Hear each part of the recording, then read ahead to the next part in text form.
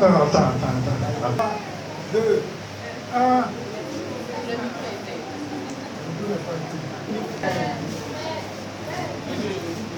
Que tu es bon Jéhovah, tu es bon. Tout le monde témoigne que tu es bon Jéhovah, tu es bon. Et tout le monde témoigne que tu es bon Jéhovah, tu es bon. Oh, tout le monde témoigne que tu es bon Jéhovah, tu es bon. Tu es bon, Jéhovah, tu es bon, Elohim, tu es bon, El Shaddai, tu es bon, oh, tu es bon, oh, Jéhovah, tu es bon, El Shaddai, tu es bon, Adonai, tu es bon, oh, tout le monde témoigne que tu es bon. Tout le monde témoigne que tu es bon. Oh, tout le monde témoigne que tu es bon. Tu es bon, Jéhovah, tu es bon. Je témoigne que tu es bon.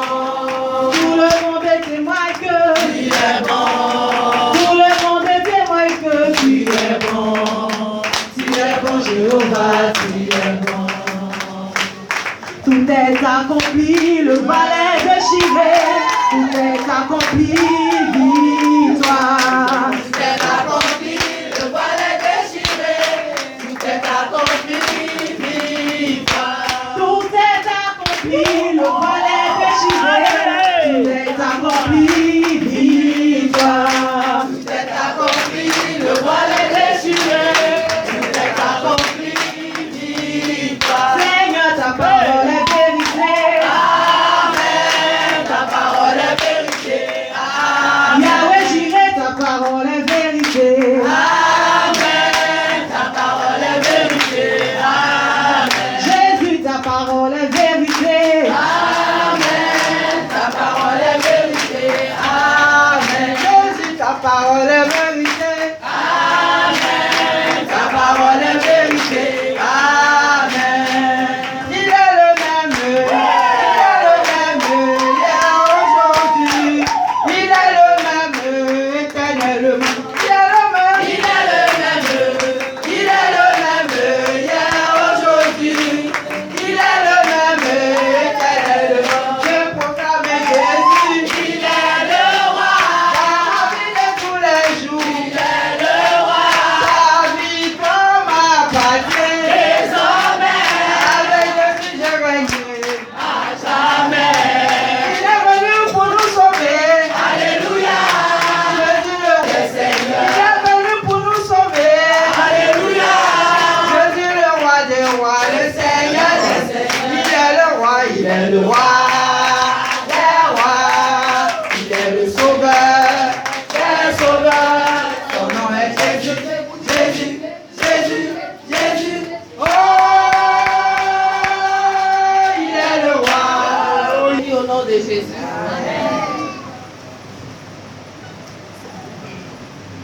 Ce matin, nous allons exposer l'exposé des femmes de l'église, la Shekinah de Jésus.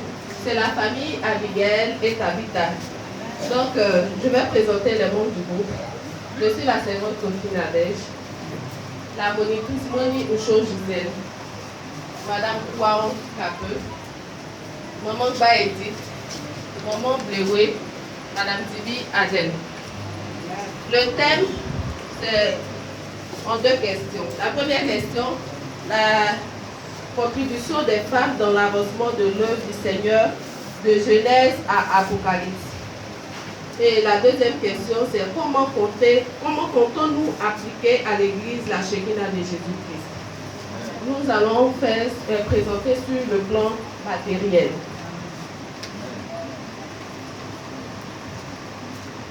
Notre étude portera sur les femmes dans la Bible qui ont impacté positivement sur le plan matériel l'œuvre de notre Seigneur Jésus-Christ, en tirer des exemples et appliquer cela dans notre vie et dans l'Église, la Shekinah de Jésus-Christ. Donc une femme de distinction, c'est une femme vertueuse qui se démarque des autres par son caractère, son comportement et ses actes. Elle est attentive, bienveillante et sociale. Amen. Amen. Je continue pour parler de la contribution des femmes dans l'avancement de l'œuvre du Seigneur de Genèse à Apocalypse. Nous allons voir le cas de Marie de Magdala. Elle était une des femmes qui accompagnaient Jésus et ses disciples dans leur déplacement. Elle a offert généreusement de ses ressources pour pourvoir à leurs besoins. Nous voyons cela en Luc 8, versets 1 à 3. Elle a suivi Jésus jusqu'à la fin de son ministère. Elle est restée à proximité quand il a été mis à mort. Elle a eu l'honneur de faire partie des premières personnes à voir Jésus après sa résurrection. Marie de Magdala a généreusement soutenu le ministère de Jésus. Elle est restée une disciple dévouée. Amen. Nous allons voir le cas de la pauvre veuve. C'est une femme pauvre et veuve qui n'avait que 2 pièces pour vivre, mais a préféré donner pour l'avancement de l'œuvre de Dieu. Nous voyons cela en Luc 21, versets 1 à 4. Une femme pressée par l'amour de Dieu ne peut rester indifférente au soutien matériel apporté à Dieu. Car aimer Dieu, c'est tout donner, même le peu qu'on a pour vivre. Amen. Nous allons parler de Marie de Béthanie et sa sœur Marthe. Elles étaient aussi au service de notre Seigneur Jésus et exprimaient leur amour et leur service à Jésus-Christ.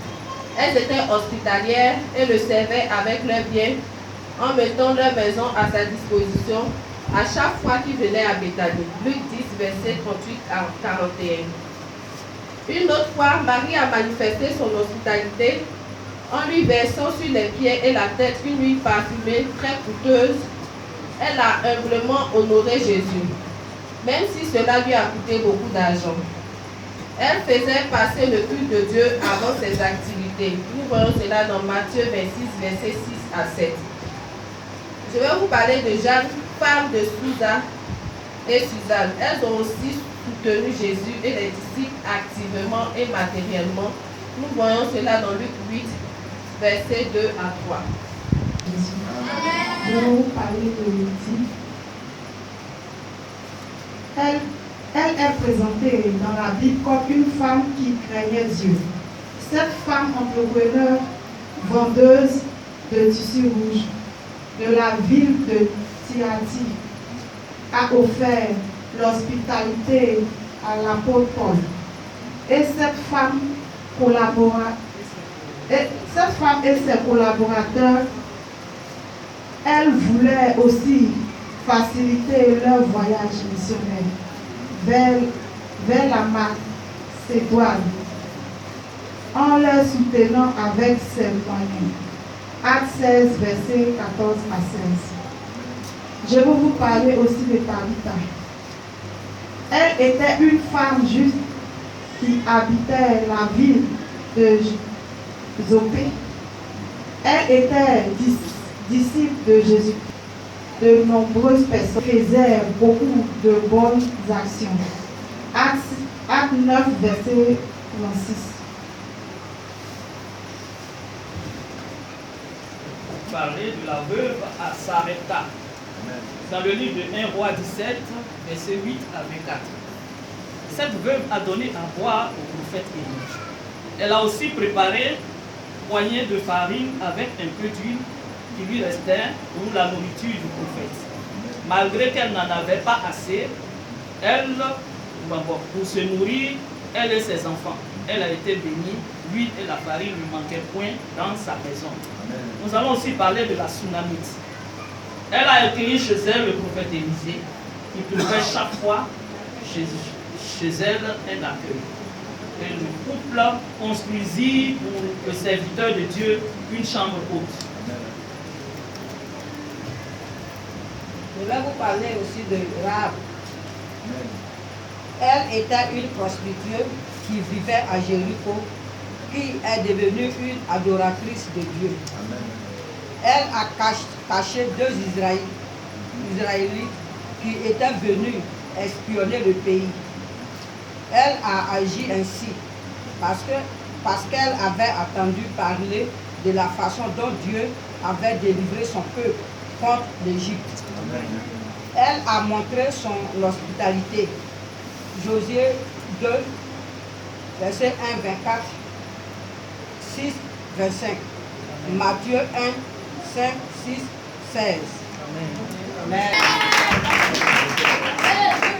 Ici, nous allons vous dire comment nous comptons appliquer cela à l'église de la Shekinah de Jésus-Christ. Amen.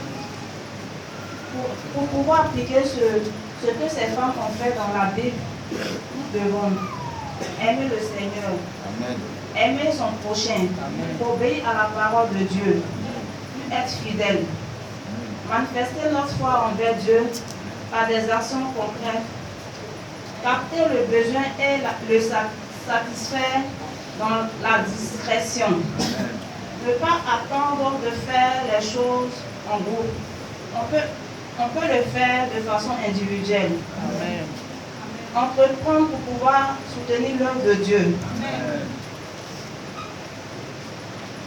Ne plus être passif, c'est-à-dire observer, mais plutôt active en soutenant l'œuvre de Dieu. Nous ne devons pas nous minimiser, même le peu qu'on a est précieux au devant de Dieu. Amen. Je vais passer à la conclusion. Ici, la conclusion, nous devons nous démarquer des autres en nous disposant pour faire l'œuvre de Dieu avec notre temps, nos moyens, notre personne. Nous devons empressement, nous devons démontrer notre amour pour Dieu par nos actions. C'est 14. Mes frères et sœurs, à quoi servirait-il à quelqu'un de dire qu'il a la foi s'il ne démontre pas ses actes? Une telle foi peut-elle sauver? Merci.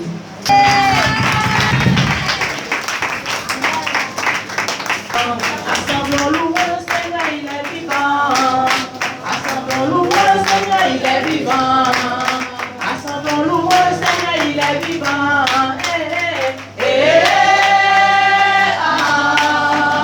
Louer le Seigneur, il est vivant.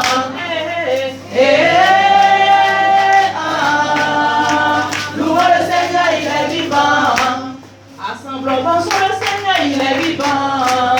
Assemblons dans le Seigneur, il est vivant. Assemblons dans le Seigneur, il est vivant. Assemblons dans le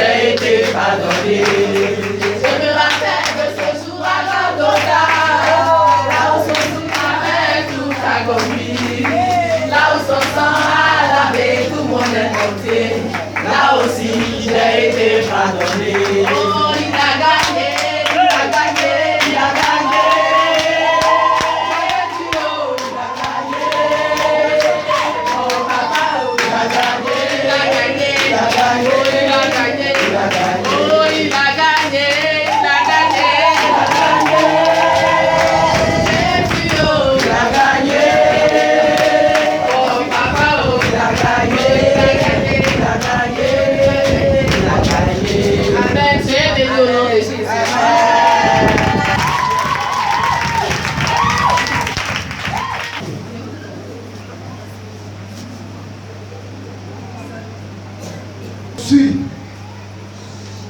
un roi qui a enlevé la dignité de reine à sa mère parce qu'elle avait fait une idole pour Astarté. Qui suis-je? Tu vois? C'est comment t'appelles sa mère. Qui suis-je? Et puis maintenant, je prends la question.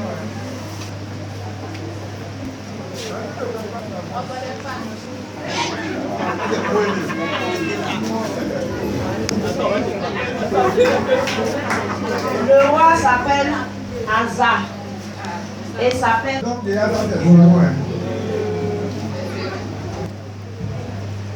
Comment se nomme la servante de Léa dans la Bible?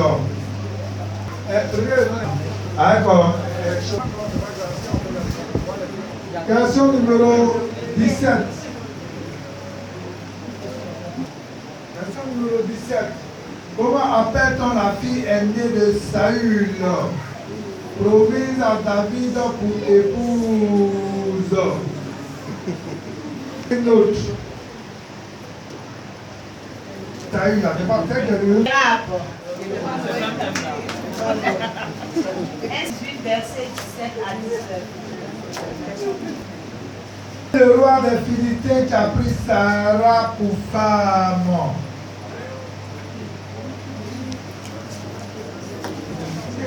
C'est Abimelech. Les femmes, par leur action, ont amené Dieu à changer une loi concernant l'héritage des femmes en Israël. Ils sont tels. Nombre 27, verset 1 à 7. C'est le